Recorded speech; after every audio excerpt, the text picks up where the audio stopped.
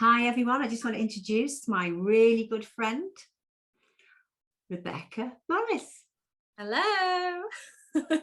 Hi everyone. It's great to meet you all. We have been friends for years and years and years. How long have we known each other, Bex? Oh, Jane. I mean, I met you first in a dream, so who even knows? But it's probably been at least over 10 years now. Easily. And when we met on a conference. We just ended up crashed out lying on the floor, didn't we? Oh yes, we did. Yeah, it was epic. We've had a lot of cardio. Do you notice that thoughts and intents of your heart when you hold somebody close in your heart? We've had all sorts of visionary things. The Bora Borealis, same day. Yeah. You did a painting which now sits in my lounge. I had a dream over 2 nights, and we found out a couple of years down the road that we'd had the same. I'd actually seen them in a dream, and Bex had painted this painting the same couple of days. Exactly. Yeah, it was amazing, wasn't it? I was just in my art room, doors closed, and I was just in the zone, just painting. And I didn't know why. I just had to paint it. And I actually painted a figure into the painting that looked like Jane. And after I'd done that, I thought, right, I'm going to call Jane. What is going on? And I phoned you up, and literally you'd been having this encounter with the Aurora Borealis the exact same time that I'd been painting it. But I was living in Bristol at the time, and were you in Scotland? I was in Wales. In Wales, yeah. I'll never forget 2016. That's right. So that was pretty epic. And then when I met Rebbecca, I'd already had an encounter years and years before when my daughter was 14 and she's now coming up 30. And an angel came to visit us when we had one of my father-in-law was very sick in hospital. And this angel literally came to us in our lounge, as it was, our patio doors, in this beautiful red, blood red satin dress. And I realized when I met Bex years later on that it was the angel with her, because the angel looked like her. And so we've got a journey of heart connection, friendship, babies. Yeah, absolutely. That's right, because obviously Ruth fell pregnant, and I think I'd had Eliana, and then I fell pregnant with Raphael. So we've got these tiny little kingdom children in the mix of it all as well. So yeah, so fun. So we recorded the 3rd album. Rob Townley and we decided this was a very much collaboration. So it wasn't just a Janey thing. And when we'd recorded it live, we had a small meeting in West Kilbride in Scotland, invited people to come, and we recorded some of it. But we often find, Rob and I, when people leave and the last part of it, the angelic presence and the heaven just invades what we're doing. We just go into this other place of deepness and intimacy. And it's our 3rd attempt at doing an album, but we knew this one, we were all overwhelmed. And the next day we went for a walk, because it's very intense. You need some time out after you've recorded. So that evening, Rob said, let's edit it together. Normally he'll go off and spend hours doing it in his recording studio at home. And we started to listen to it, and I went into a visionary state, and I saw the cover of the album and who was to draw the album cover. So I contacted Rebbecca, and I was so excited when she said, send me the music and I will listen to it and I will draw away. So Rebbecca, what was the inspiration? How did you come to the portrait? Because I just told you that I'd seen myself with blood dripping out of one eye.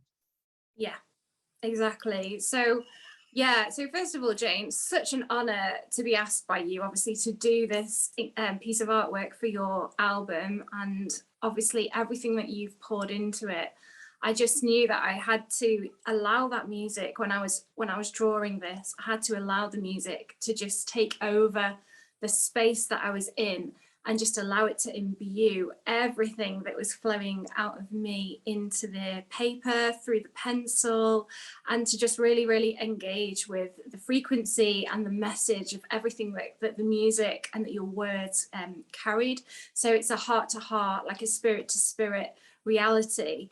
And I believe that is what the painting carries, or the drawing, sorry, carries, and what it emanates and what it releases. So that as you are viewing it, you are actually receiving in a kind of subconscious way, lots and lots of what your album carries, it would just penetrate through the eye gates and through into the eyes, into the soul.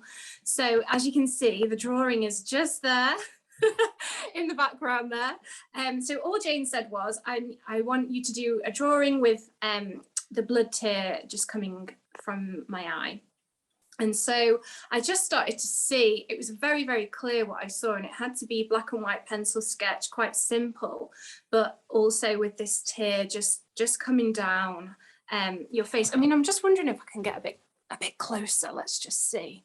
So it's a bit easier as I'm explaining it. So there she is. And it's basically to capture Jane as she gazes into the face of Yeshua. And then we just decided to keep it black and white, and then to just colour the red blood tear in, just to kind of give it that extra dimension. If the first photograph you sent me was just half a face. That's right. Yeah. Clear face, just with it. My spirit just soared. And I sent it to my daughter, who's we worked together on lots of things, and she just said she gasped. She went, and I sent it one of my closest friends and let her listen to the editing while I showed her the photograph, and she just got absolutely caught up. She said that's the only way she could stand it, could explain it. She was caught up in the heavenly places and with Yeshua and the presence, and she felt overwhelmed, and that was it. We said, right, we'll call it Overwhelmed. That is incredible. Jane, come on. Amazing. Yeah, it's incredible. I think that's it. It definitely is an overwhelming feeling, and also just to be allowed into that space that you have, invested in and poured into, and to just invite others into that space. Wow, you're not going to come out the same. Let's just put it that way. You are going to come out of that space completely different, and that's exactly what I felt when I was engaging with everything that you've done in that sense. The thought is always with the 3 albums. We've got Ancient Past, Jane Schroeder and Janine John, and then we did Lover Yeshua, and now Overwhelmed. All of them were all about drawing you closer, more intimately to Yeshua. And my personal this Overwhelmed is really, I talk about my personal journey. So as we record it, I am seeing, sensing, and I'm there with him. So I felt quite tearful then. And that's the thing about Bex and our friendship. We have that same, for want of a better word, love language, a love affair with Yeshua. And we think that's partly the cardiogenosis, because we're in him and he's in us, and we're in each other and we're all in him. Yeah. And scripture says that in Hebrews 8, all about covenant relationships. There's loads of scriptures talk about union, common union with him, united with him, through in perichoresis, the sacred dance. And we absolutely love it. Yeah, come on, Jamie. Beautiful. So just because obviously we've done specifically the tear of blood that was coming from your eye, do you think you could describe or explain the mystery of that? The mystery of the tear and the eye is, many years ago, I was on a conference. My children's dad was very, very poorly, and he was very, very sick. And after he died, they were only teenagers. They were just so devastated. I wanted to see where Rob really was. Was he really with you, Yahweh? Not that I distrust, I just needed to know. And within 2 years down the road at my daughter's wedding, I had a dream the night before the wedding, and I saw Rob, and he was visiting my daughter. And then when she woke up the next morning, she sensed something had happened in the night.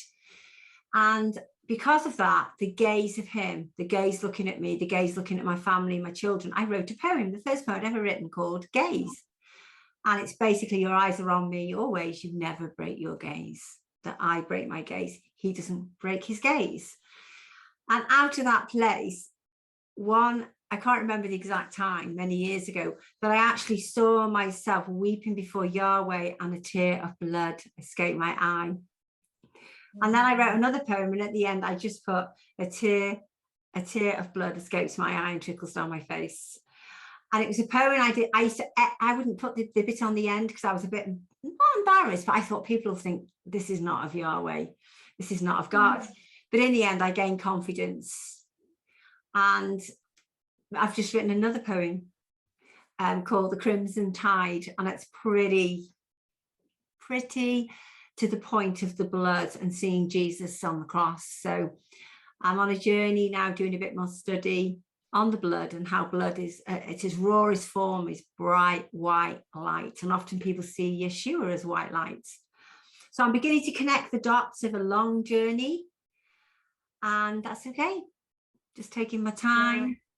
And I've seen myself weeping blood tears. So it's a journey. That's incredible. So do you find that as you're journeying this, it's almost like it's almost like breadcrumbs along the way? Yes. And the more you take, the deeper and deeper and deeper you go in. Yeah. And there's so much ease on it. You find that, don't you, when you're painting and drawing and doing? There's ease on it because you're in him. Yeah. You live in him. Oh yeah. Yeah. There is absolutely no pressure whatsoever at all, because you're in him and he's in you. And it's as simple as that, isn't it? Just quickly, what was your inspiration to start doing portraits? Because that's quite a recent thing, isn't it? Yeah. So the inspiration, again, it was just basically because I've obviously had Raphael, so he's just turned 1.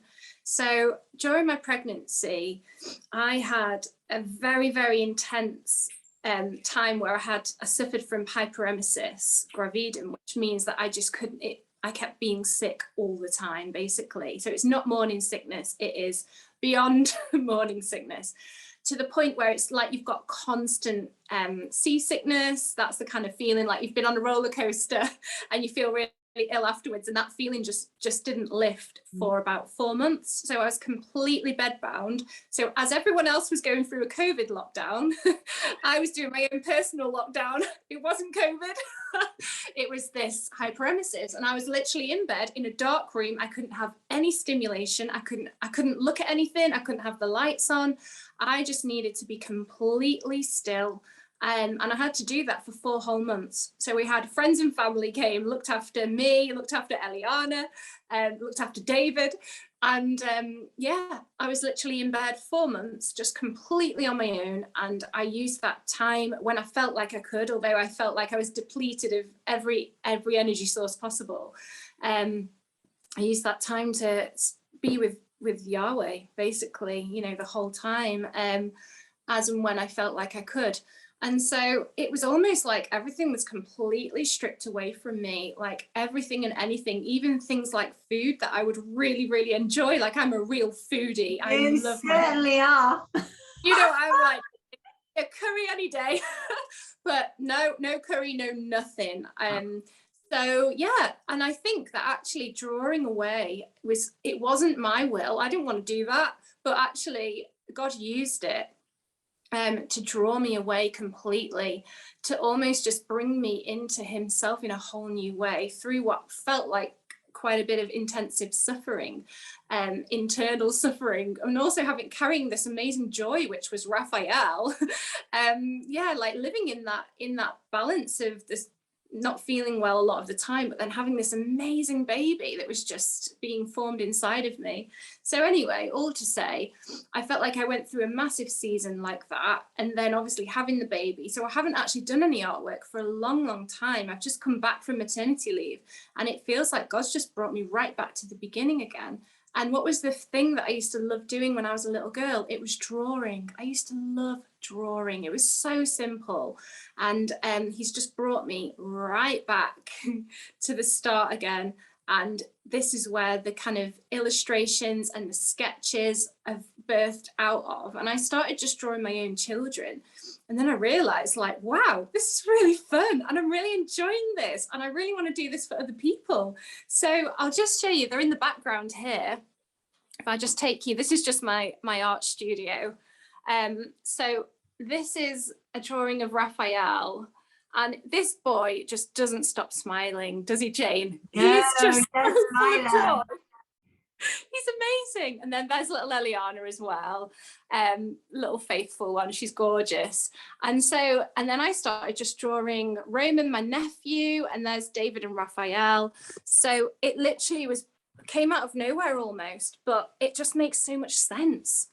And sometimes I think we can try so hard to find the next new thing, or, you know, as an artist, you need to be constantly, you know, producing work and doing things. But honestly, the seasons where you are just pulled back by God into the hiddenness, into what feels like a darker place, but then propelled, you just go so much further, and you kind of revisit things that maybe you forgot about. So I'm just loving it. So this is it now. I'm illustrating lots and lots of children, lots of people. Yeah, it's really fun. It's so beautiful, and it just flows from your heart. And we just love it. When I first saw them online, I was, whoa, it's fantastic. And I just thank you so much. Bless you, Bex, for doing our cover. There'll be more to come. We have the book coming soon, the long-awaited book. We have a small book that's being printed in the next 2 weeks. It's definitely gone to be done. And then the main big book, which Bex painted beautiful. We'll do another interview and show you that on my wall downstairs. And yep, so that's where we're up to with this. And we love you, we bless you, Bex, and we thank you. And there's more to come. Absolutely. And I'm so excited, Jane, to be reading your book. I cannot wait. You're in it. Oh, I love it. Well, love you, Jane, and thank you so much again. And yeah, you are just going for it, and I honor you and the fire that you carry, and that you just whirlwinds all around you. Thank you.